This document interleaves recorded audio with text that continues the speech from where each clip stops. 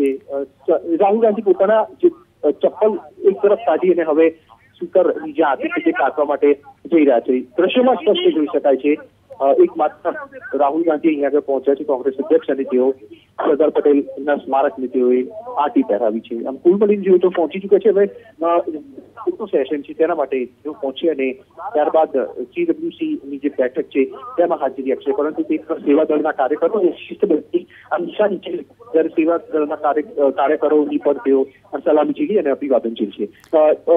મહત્વના એક સમાચાર જે ગાંધી છે તેઓ પણ અહીંયા આગળ પહોંચ્યા છે. તેઓ પણ સરદાર પટેલ સ્મારક ખાતે પોતાની જે સ્પીકરની આંટી છે તે પહેરાવશે.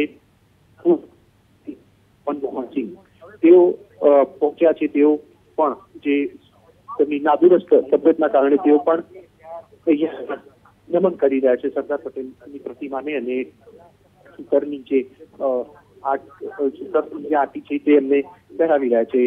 પ્રદેશ પ્રમુખ અમિત ચાવડા ઉપરાંત અલ્પેશ ઠાકોર, વિપક્ષના નેતા પરેશ ધાનાણી અને હવે યુપીએના મહાસચિવ પ્રિયંકા ગાંધી જેઓ માટે આ એક મોટી એક સ્ટેજ છે, મોટું એક ચુનૌતી છે કે લોકસભાની ચૂંટણીમાં મહત્વની જવાબદારી સોંપ્યા પછીનું પહેલું પ્લેટફોર્મ અને તેના કારણે થઈને તેઓ અહીંયા આગળ પહોંચ્યા છે. હવે તે સેવાદળના કાર્યકરો છે ત્યાં આગળ આપણે બતાવવાનો પ્રયાસ કરીશું.